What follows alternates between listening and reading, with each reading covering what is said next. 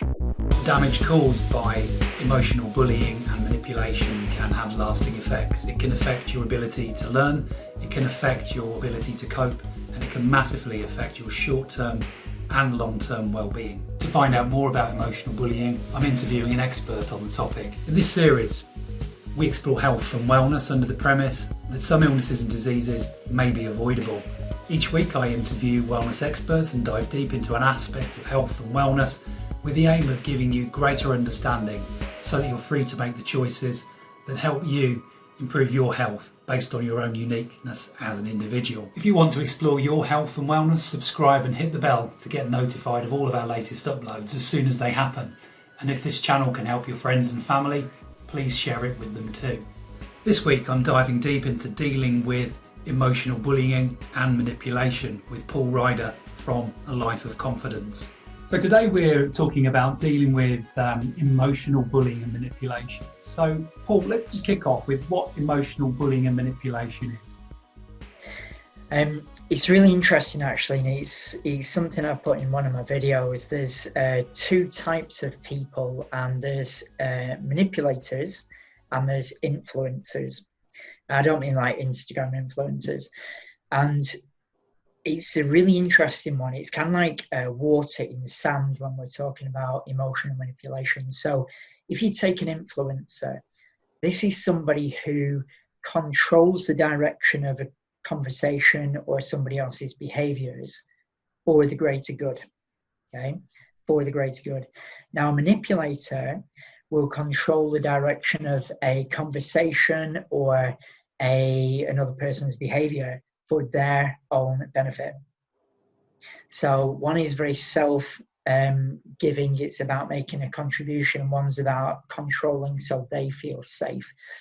And if you imagine that it could be like both of those people are doing exactly the same thing, but the result is one person loses out and the other one's a win-win. So bullying and manipulation is where somebody kind of loses out, if that makes sense. And how a person emotionally bullies or manipulates will depend on their target's weakness, which obviously we're going to go into in this talk. So bullying isn't sporadic, it isn't random, it's very, very targeted. So say if somebody has a fear of guilt, that's when the person might use the poor me technique. Or if a person's afraid of loss, that's when they might use the aggressive technique. So bullying itself is an absolute art form. An absolute art form. It might look like stupid people bully, but they don't. The mind is very, very clever. I'm interested in this topic because years ago I was studying psychology and I was actually accepted into a university to study criminology. This kind of stuff actually I find quite fascinating. But you mentioned a couple of different types of personalities. Let's talk about the different types of bullying and manipulation that happens and the personalities within that. Cool. So, I mean, I remember hearing this years and years ago of there's 4 different styles that I use. I heard it forever ago on a course, and then I've seen it also in a book that I'd recommend everybody to read. It's called The Selfesteem Prophecy by James Redfield. I guess you've read it. Yeah, I have. Phenomenal book, absolutely phenomenal book. And he popularized it, which is like a groundbreaking book. It sometimes goes a little bit spiritual for people, but it's brilliant to keep our minds open to every option, really. And he goes into the 4 styles, which is the poor me, which is the victim personality. Now, we're not talking somebody who's having a bad day. We're talking about somebody who's poor me, I'm going to try to guilt trip you that you're not helping me out. So this could be in relationships, this happens a lot in romantic relationships. And then you've got the second one, which is the aloof. So the poor me relies on a guilt in another person, a fear that they've done something wrong. Then you've got the second personality, which is the aloof personality. Now, the aloof personality is, I'm too busy for you. Yeah, and it's not about everybody. It's usually quite specific. So an aloof personality might talk to a lot of people, but not specifically one person, and then they target that person. And a person's, the target's fear of aloof is a fear of rejection. So usually a person being attacked like that will go and try to get the approval of the person being aloof with them. And you've got the third style, which is the interrogator. Now this is everywhere, literally everywhere. If you look on selling shoes or a new car or a new house, it's basically saying, you're not good enough the way you are. And if you buy my stuff, or you do as I say, or you work Saturday when you want to go and see your family, I'll give you approval. So it relies on a fear of not being good enough. I did a post the other day about the imposter syndrome, which is a huge area. If we don't feel good enough in ourselves, all it would take is for an interrogator to come up and say, well, you're not good enough, but if you do as I tell you to, or you do as I want you to, or you buy the things I expect you to, then I'll approve of you. And it takes away that fear of not being good enough in the other person's eyes. And the fourth one is kind of a social faux pas usually, but it's usually done behind closed doors. And the fourth one is the aggressor. And the aggressor is, obviously, as it sounds, it's very confrontational, very demanding. Usually this will be if somebody's in a relationship and it's like, you either tell me you love me or I'm going to leave. Or it could be, if you don't do this amount of work over in your job, you lose your job. So it's very threatening. And the target's fear is a fear of unrecoverable loss. So if they fear that I'm never going to find anybody like this in a relationship ever again, I can't afford them to leave, so I'll do anything they tell me to just so they like me more. Or I can't afford to lose a job because I'll never find another one. And that's where the aggressor comes in. But if it's okay to share this, like I say, manipulators are very, very, very clever in the way they come across, and they often will not just use one style. So it's not just usually poor me, it's not just usually interrogator. So as an example I give to clients is like, if you imagine a parent walks into a room and their child's playing with some Lego, okay? And the parent's got no socks on and stands on the Lego. Now, if you've ever stood on Lego, you know it hurts. Yep. And the parent might turn around and go, oh, what? Oh, my foot really hurts. Why do you leave your stupid Lego everywhere? Get out of my sight. Now, although that's only one sentence, all four styles have been used in a second. So it's, ow, my foot, poor me. The aggressor tone is all the way through the sentence. Why do you leave your stupid Lego everywhere? Interrogator. Get out of my sight, aloof. So you imagine an innocent child sat there playing calm and relaxed, and all of a sudden they get hit by this barrage of abuse and they've been rejected. They can't formulate the end result. And then very often, I mean, this is another angle, but a parent will always be seen as a god to a child. So if a parent in any way has manipulated a child, the child will take the pressure themselves and say, it must be something I've done wrong, rather than my parents. It's a survival instinct, and we have to protect our parents. Yeah, it's interesting. I mean, you've actually preempted my next question, was can somebody exhibit multiple sort of behaviours? And obviously they can. So what are the effects of this bullying and manipulation? What effect does it have on the person who's on the receiving end of this? I guess it depends on the person as an individual. If they've got a lot of support, usually manipulators will target the weak. I don't mean this in a disrespectful way, but people who are weakened emotionally. Like, I know we haven't shared this, but I ended up suicidal because of being bullied when I was a kid. My father had alcoholic behaviour, and I got bullied by just about everybody. But I would walk around like the ultimate victim. So I'd have my head down, I'd be, poor me. If somebody had attacked me, I'd burst into tears. But it was because of the very disruptive family that I had. I felt nobody was on my side. And very often I was terrified that, you know, I'm all by myself. And it's like in pack animals, you know, if you see the kind of runs of the litter separated back in the pack, they're the ones that lions go for. You know, they don't go for the alpha dominant male or female in the pack because it's too much of a challenge. And it's interesting with manipulators, they are also victims of being attacked as well. That's why they're attacking. So it's interesting that you've got fight or flight, which is I want to run away or I want to attack. And people who feel very low in self-esteem and low in confidence will either be a victim of being bullied or be a bully. And it's kind of the opposite polarities. And that's why they kind of hate each other, because they are they're reflecting the opposite polarity in each other, if that makes sense. Yeah. So, yeah, it can have just a wide range of effects on so many different people. For everyone who's watching, we're talking about dealing with emotional bullying and manipulation. And if you're getting something that's useful for you in terms of what Paul's saying here, please do give us a thumbs up. We do like that social validation. And also, you know, tell us how it's affecting you in the comments, or ask any questions that you have in the comments as well. Paul, I want to talk a little bit about how you would handle someone who is trying to bully and manipulate you. It's really interesting is I remember getting a call years ago, just a random phone call first thing in the morning by a radio station, and they kind of threw this question at me. And there was this school year had made this book a certain title, so it could be Leo the loser or Cassandra the superstar or whatever like that. And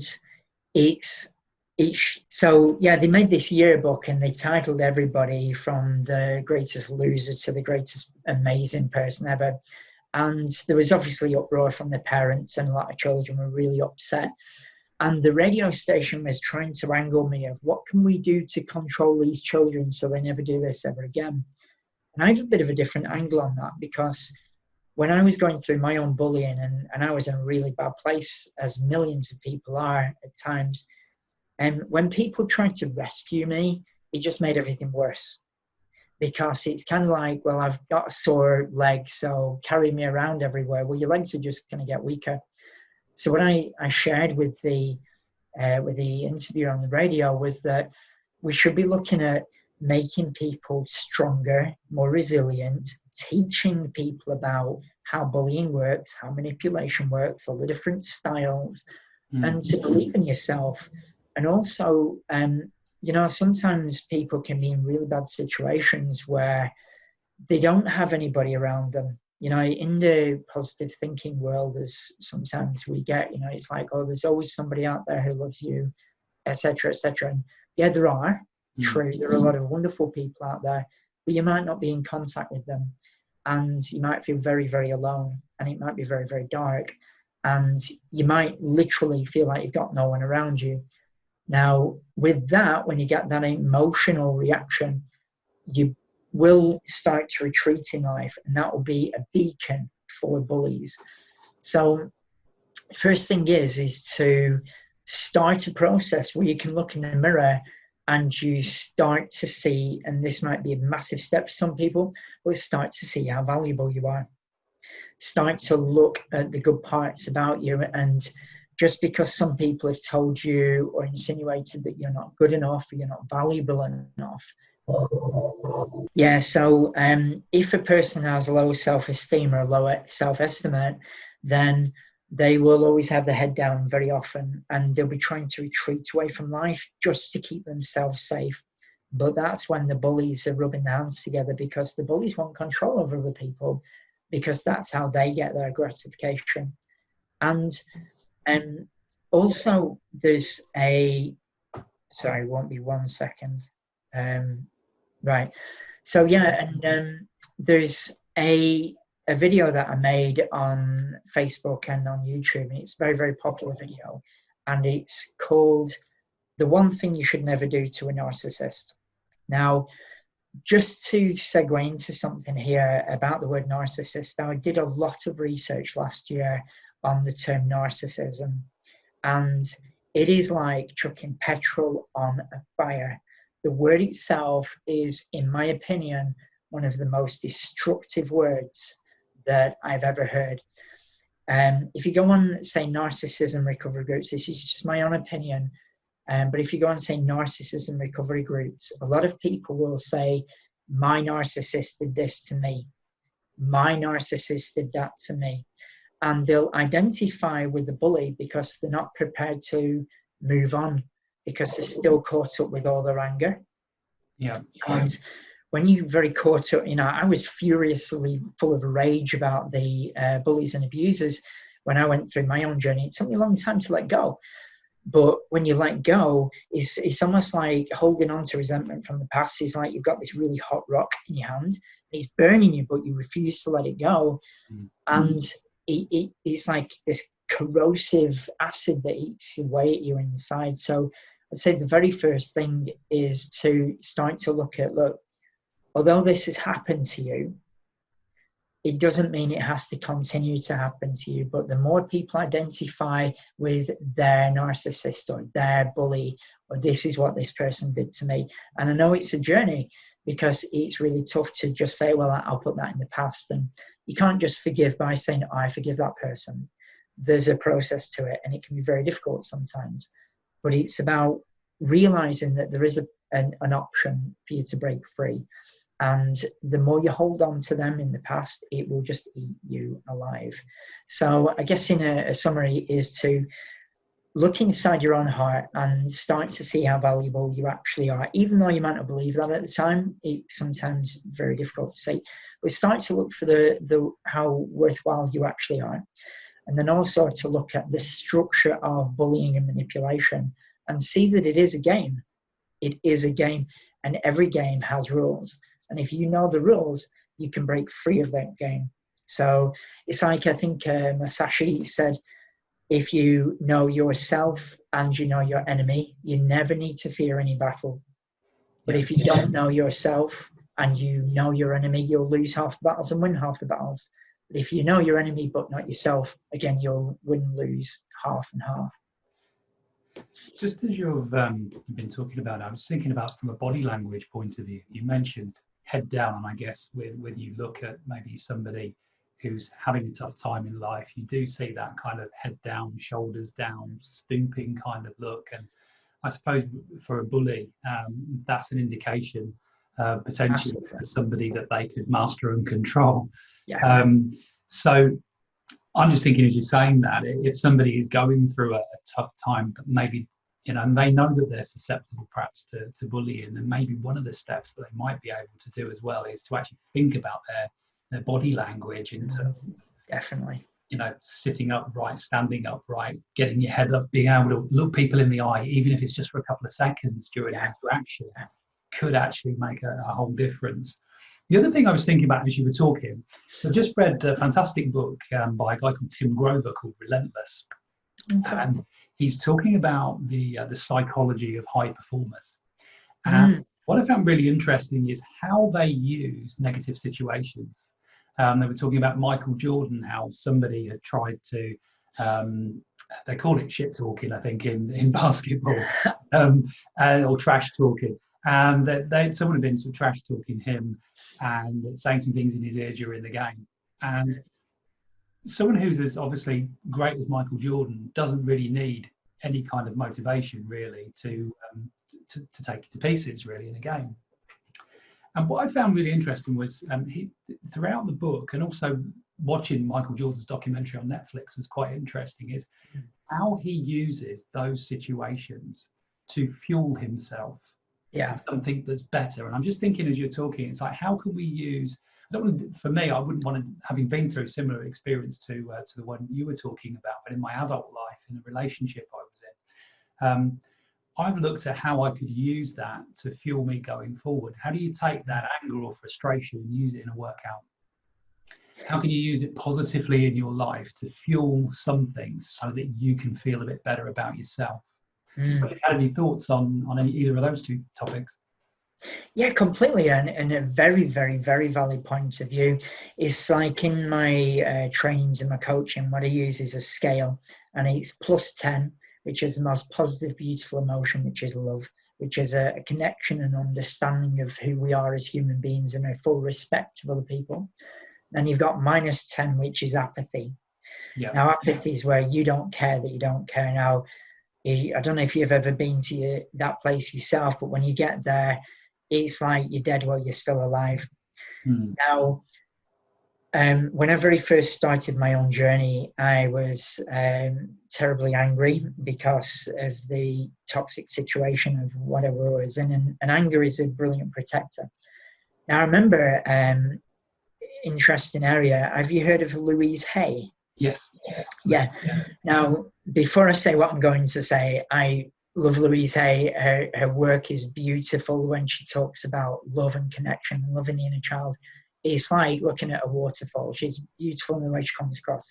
However, when I was in my very first starting stage and I was very angry and my dad had died when I was 14, I listened to Louise Hay and I took the tape, because it was tape cassette, I took the tape out of my personal stereo and I smashed it to pieces, and I was full of rage.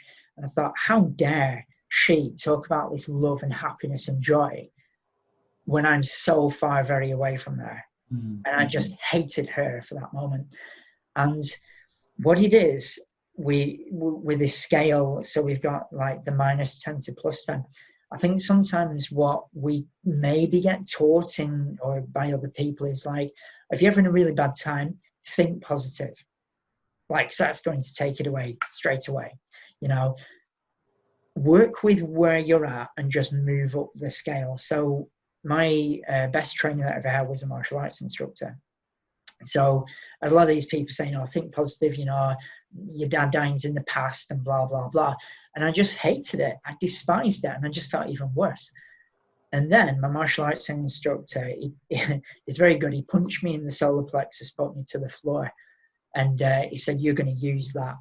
And he said, "Come at me." And I was like terrified. I can't attack my instructor. And he went, "You will come at me or you're not." And he literally locked me in the room and he pushed me and pushed me and pushed me until I lost it. And I just went for him. And obviously it was like trying to fight an agent from the Matrix. He was like, he was this beast. But like, it was the first time I truly expressed myself. And after trying to punch him for ages, I just burst into tears and I was in a heap on the floor and he just held me. And I feel quite emotional even thinking about it. It's such a powerful moment of where a man was a real man. You know, that I think is, you know, you've probably experienced it yourself. Men can have quite an interesting journey about, if you express yourself, you're an angry person, you should be this, that, and the other. But it's to truly embrace masculinity is a beautiful thing, but that's on another topic.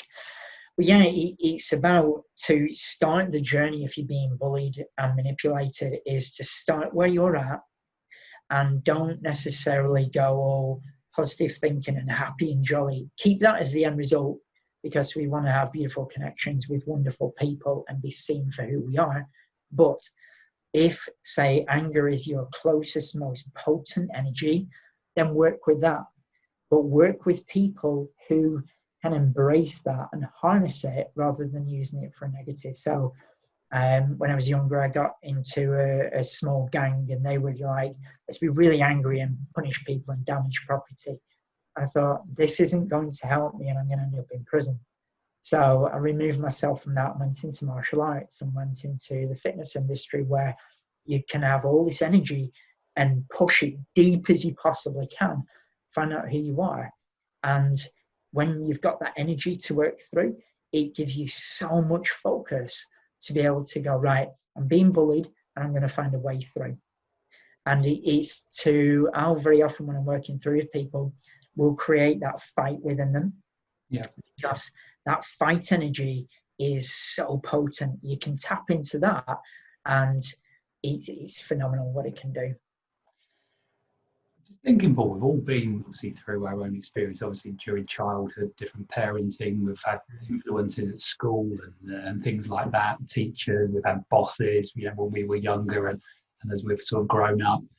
And I'm just thinking that, you know, because we've all had those experiences, we may have developed our own sort of styles of personality and we may not always know what we're doing. But let's say somebody watching the video now is recognizing that they were one of the 4 personalities, or they have played those roles, or they come up in their day-to-day life, and they're recognizing themselves, but they don't like that maybe that's what they potentially do to other people.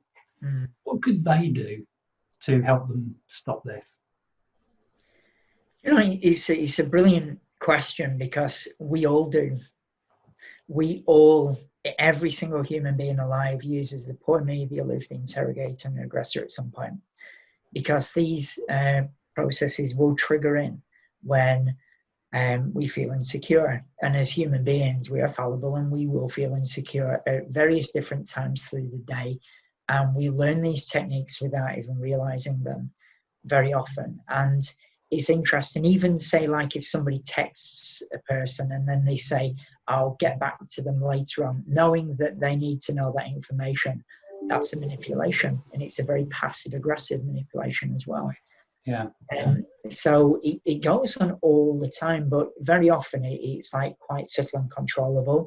But it's when it gets out of hand and it starts being destructive. But it's to own up to the fact that we're just, like, I remember somebody saying to us once that we're just trying to find our way home, and which is home in the heart. We're just trying to find our way home. We've all had a kick, and exactly like you say, you know, when some people will say, oh, I've had it worse than everybody else. Not everybody gets a kicking. Nobody gets out without something happening to them. Even if nothing's happened to them, that's still something happening, because then they become maybe weaker to be able to deal with challenges.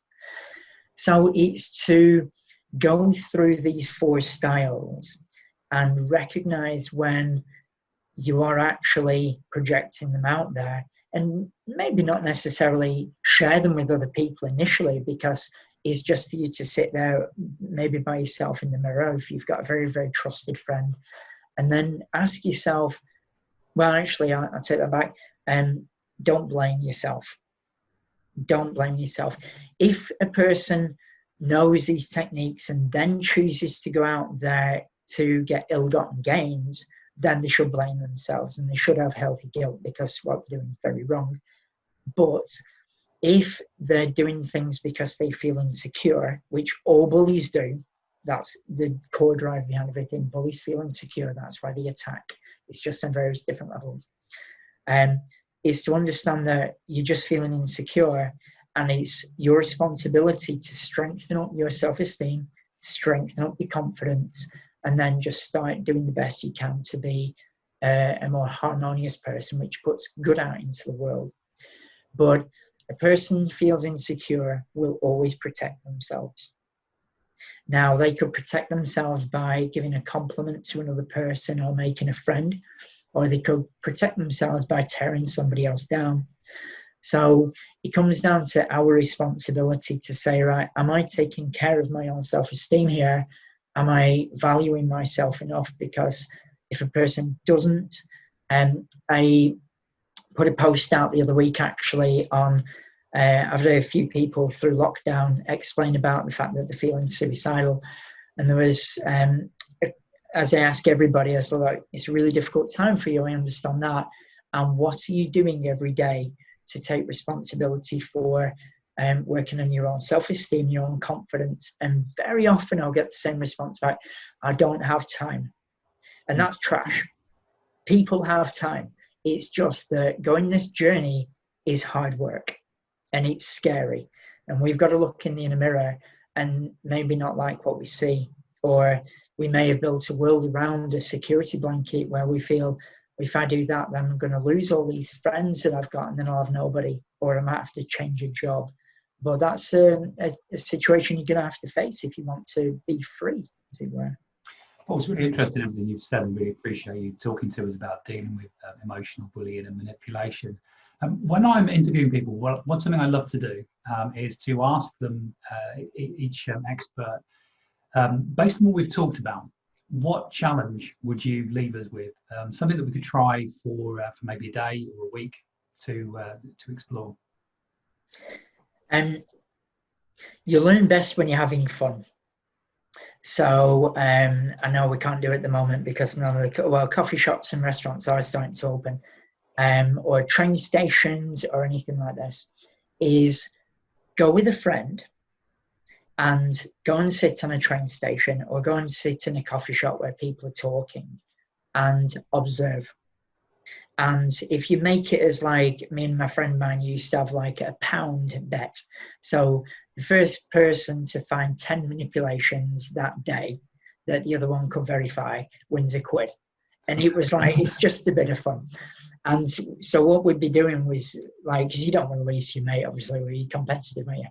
So we'd be just having fun with it. We'd be scanning everywhere. And it wasn't to criticize, it wasn't to judge, but it was to become hyper aware of all of these different tactics that are going on. And the one thing I will say is that most people do not have a clue that they're doing it, you know. And sometimes on social media, it can be aligned that, oh, people are wrong and people are evil. People are not. They're underneath. We're all wonderful people. There's a few select people out there who just want to hurt other people because they're so trapped in their own pain. And I know that might be a big thing to hear from a lot of people. But to believe in the goodness of mankind, as it were, without being too OTT with that, but to go out there and just observe as many different people as you can with a friend and just have a bit of fun with it. And it's like the first 10 manipulations that you can see, as long as the other person can verify it. And, you know, giving that pound of it, it's fun, rather than going, oh, who's that manipulator and that person's attacks. It's very dark and painful. So it's just have fun with it. You know, you learn quicker when you're having fun. Cool, I like that challenge. And what people might need to do actually is to watch this video a couple of times and listen to that section at the beginning where we were talking about the different types of bullying and manipulation, so that you could understand those a little deeper.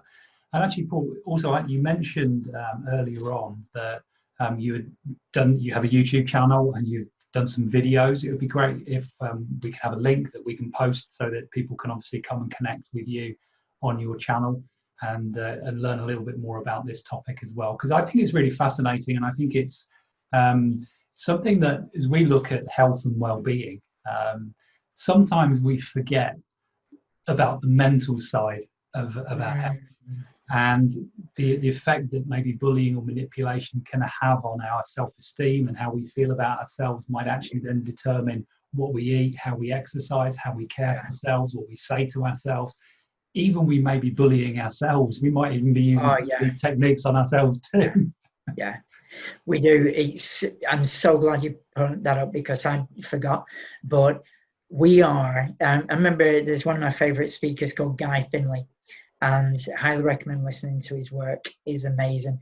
I remember hearing a story once. He was, there's two ladies talking, and one lady says to her friend, she says, you know what, I think I'm in an abusive relationship. And her friend goes off the chart. She's like, you've got to get out of that relationship straight away. Don't accept that in your life. And she went, no, I don't think you understand. And she went, I do understand. You've got to leave him immediately.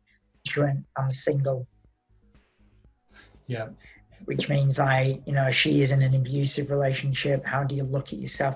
Even like, how do you think about, oh, my hair is a mess. I'm not as good as that person, whatever. So yeah, I'm so glad you brought that up because I think the most important part, we abuse ourselves all the time, every day, without even realising it. Exactly. I mean, I think we sometimes actually say things to ourselves that we would never say to other people. Yeah. It would be too cruel, we wouldn't be friends with them anymore for sure. Yeah. Paul, really do appreciate your time being with us today and talking to us on this topic. It's been really fascinating. Thanks for being with us. So there are 4 different types of bullies and manipulators out there.